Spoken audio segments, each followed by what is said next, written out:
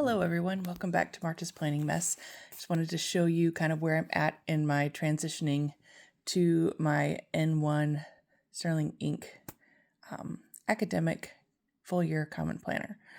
Okay, so I did find a cover for it. This is a Moterm cover.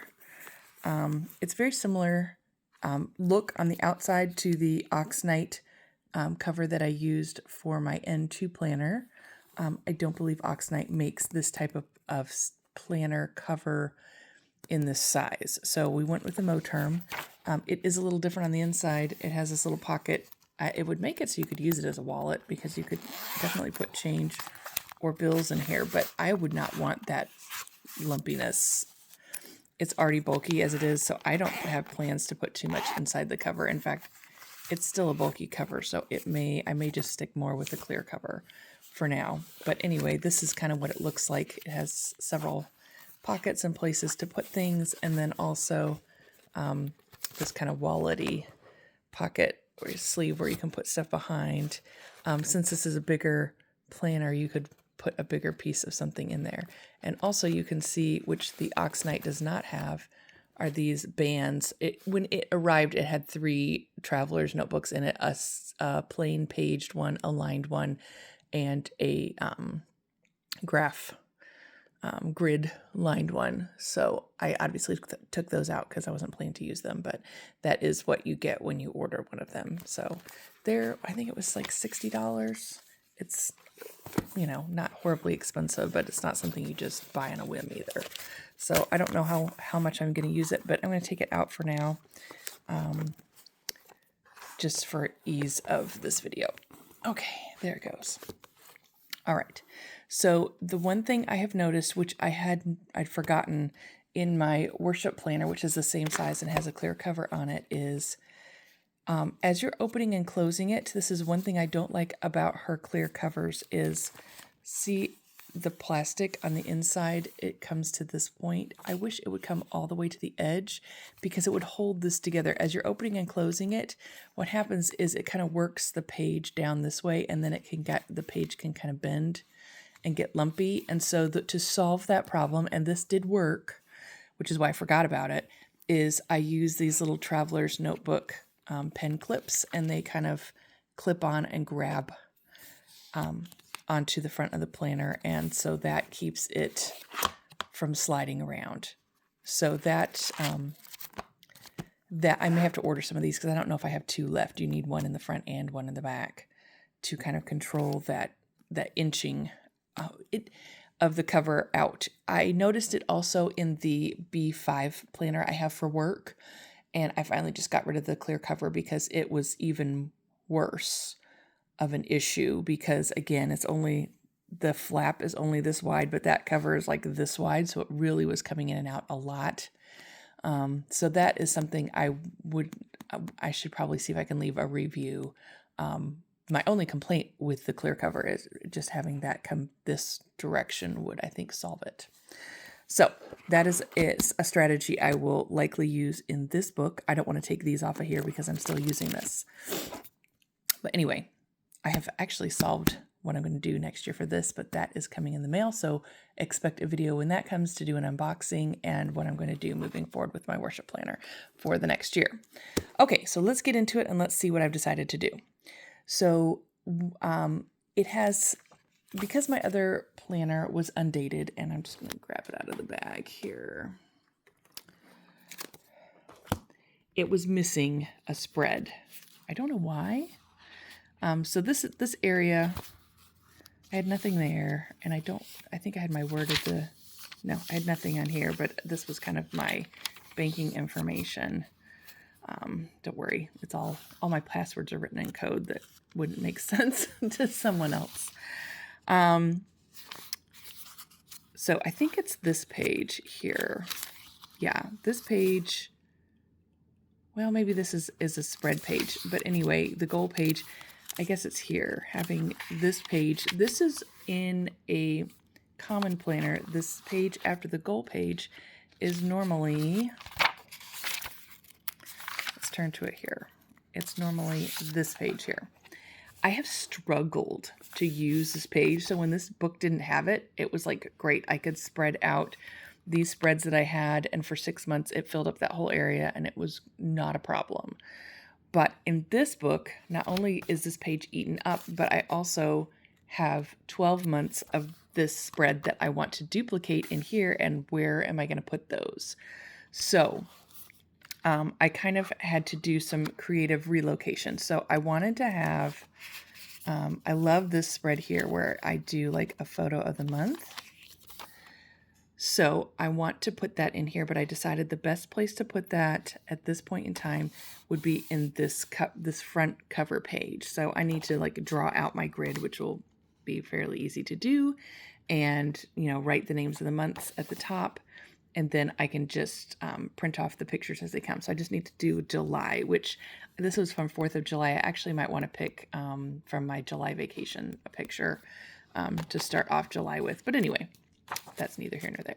So I'm moving that there. So that takes away the page that was going to be used. I don't really have, I usually do like my word of the year here. I'm not quite sure what I'm going to put here, but having it be a stiff page and a floppy page, it's not really good for a 2-page spread. Okay, of course, this is here, the 2 calendars, and I need those both, and I'm happy that they're there. So this will do like July. This is going to be this spread. Where is it? July is going to go here, August. Then we're going to go into the goals, which I don't like the fact that it's out of order, but I either start July and August here and redo the goals over there, which again, I guess I could do, or just leave it as it is. And then we'll have, of course, we have this in the middle too. And then we're going to have September, October, November, December, January, February, March, April. And then I don't need a June spread in here. It's not going to be helpful to me. So this one I will do the white out, and I'll make this May and June. So that gives me the 12 pages to do. Basically, these are my tracker pages. And I will set them up very similarly to this. It might be slightly different because I have more room in this one. And as I've gone through, I've kind of figured out maybe some different things to track in different places. But anyway, that's what I plan to do with those sections. Okay, let's go back to here. So this section, I always struggle what I'm going to do with it. But I think the best use of this is a place to track, birthdays and appointments and like major events. So like I want to put in all the medical appointments that my kids and I have, and I've got my birthdays all in.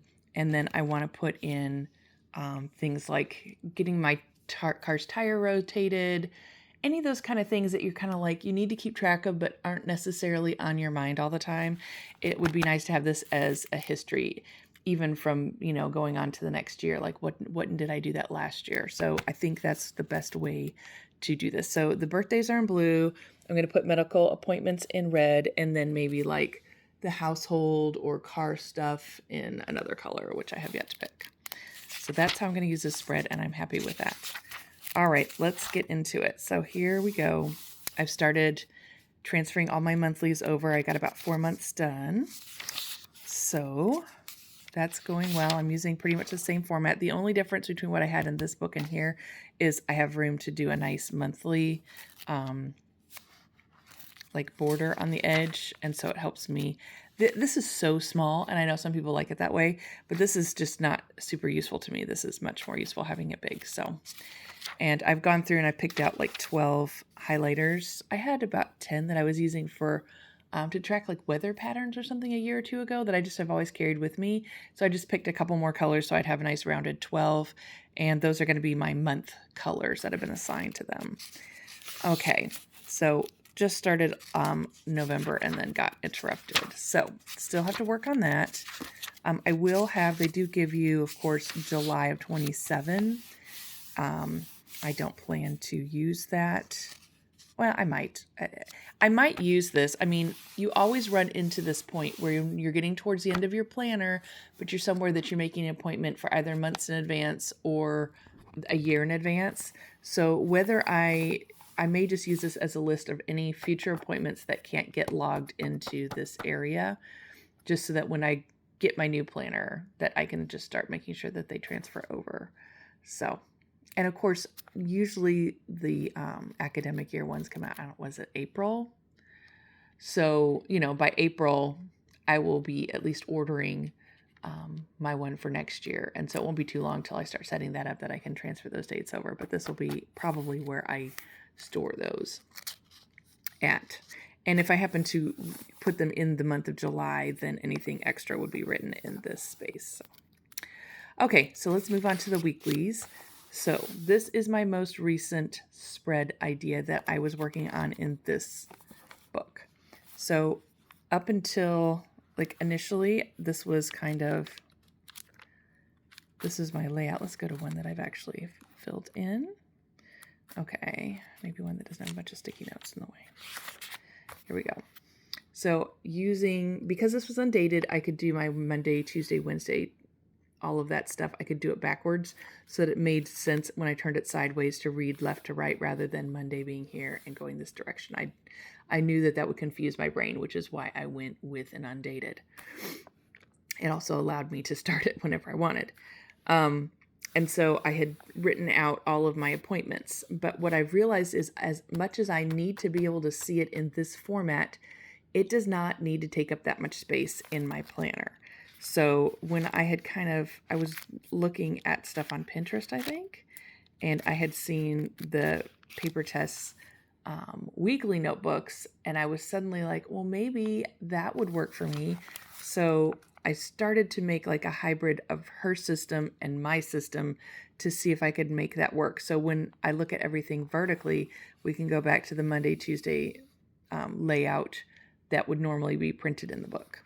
So I decided, since I'm redoing this book, I might as well go with this layout, which I think I like a little bit better than this one, which I still like, but I think this one is going to work for me just a little bit better. So that is what we did here. And because this is a bigger planner, I had a little bit more room to put things. So I basically have, there's mood right there. Then we've got health. I actually decided not to put the health there because I think I want to keep the health in the front part of the book on those big trackers. But that could change because I do have a lot of space here that I have not assigned yet. There's weather, sleep. I decided to track steps because I like these kind of bar graphs. And I may use like a colored dot to indicate if I did I kind of marked it here, like was I walking or was I lifting weights? I might do that down here at the steps, or I might leave it up there or do it in both places. I don't know. So that part stayed the same. I have this place here for a brain dump or a doodle. So for this one, since it's my first one, I was defining what each of these colors mean up here. So this is my little section for vertical tracking. It's very tiny. You can't really write much in there. But I have the main events of the day just kind of written here. This just shows how time blocks. And so green is going to be work. And this color is going to be personal. The red is always medical. The pink is church stuff. And the purple is my workout stuff. So at least I can still see my time blocks like that. And I'm also recording when I started and stopped sleep, depending on the data from my watch here. So these were all after 11, except for this one. It's hard to get to bed early in the summer when you got teenagers, but anywho. So I that's all I need to really see to give me the same situation and lay of the land as, say, this. And it takes up a whole lot less space. So it gives me more room to do other things in the planner. Okay, on this side, this is my rolling to-do list right here. I might write that out nicer at the top so you can kind of, because that's really not as easy to see. But anyway, it's a work in progress. And then I also put a little tiny calendar here and circled which week in the calendar it was. So I have not assigned anything to this space yet. If I figure out something I want to put there, I will put it in. If not, it can just be a place to put my sticky notes, which sometimes I get frustrated because I want to put them down in the planner and then they're covering other things. So that is also a possibility. So I got that week done, and this week, if it's not done, it's mostly done. I guess I didn't do the steps yet, and then I didn't move any farther in the weeks section. Okay, let's go to the daily pages. So there's all my weeks. Let's get to the end of that. Okay, so I decided that, there's enough pages for 1 page a day, but since these are big pages, I decided I wanted to have a spread for my BeReals. I like to print them out and put them in a calendar form so I can kind of see how they look. So in order to have room for a 2-page spread for my BeReals, because remember the other one I was frustrated with having the lumps and bumps of a BeReal. I couldn't put 1 BeReal per page because it was going to lump up just like all the other stickers. So if I put all of them here and it's just 12 pages like this, it's not going to make the whole planner lumpy and they'll all kind of be in the same area. So I'll start off each month with this spread and then we go to the daily. So here's July 1st, July 2nd, and so on and so forth. And so we just keep flipping through the months. I've moved a couple of the ephemera things over from my trip. And then, let's see, we're still in July. Okay. And now, see, August went ahead and started, but I wanted to finish like this 2-page spread. So here's my August BeReals. Again, the colors are tying into the color of the month markers that I have. And then we go into the dailies. And I think I've done all of August and there's September's. And these actually, to draw these out, has gone quite fast. Now that I'm like, okay, I know how I want it to look, and I can just throw them in there. Oh, and I even did October. I think I didn't finish the month of October. Yeah, it only goes a little ways. So that's where I'm at as far as transferring things over. I would like to finish my dailies. Because I am putting the weekends together like this, I will not, and I don't have I'm only taking away 4 pages per month or 2 pages per month for my spreads. The BeReal spreads, I do end up having a few extra note pages in the back, which is great. Whether I use them or not, who knows? But it's always better to have a few extra than to not have enough, which this book, I did not quite have enough. And so I was realizing I would probably need to tip in a couple pages just to finish out the year in this planner. So yeah, I'm very happy with how this is going.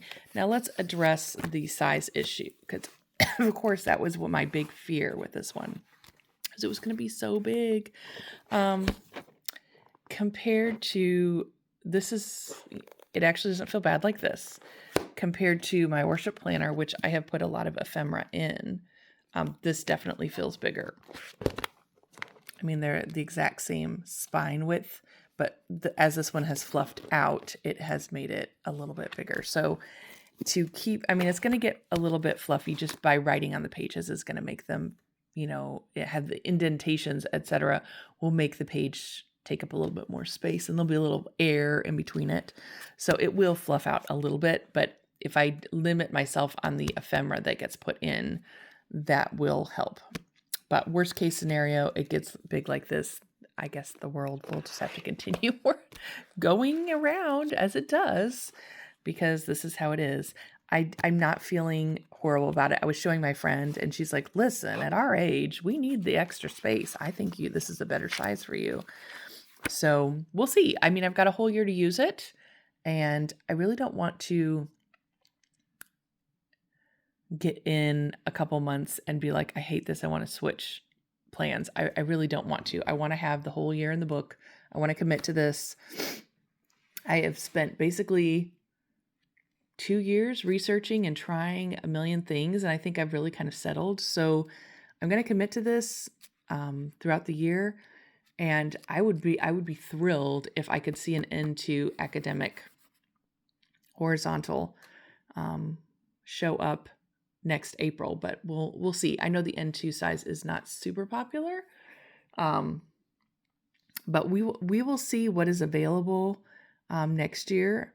But I may just decide to keep moving forward with the Traveler's Notebook size because I may end up really liking having the extra space. But I don't think it's going to be the end of the world for me to continue in this book with it being a little bit bigger.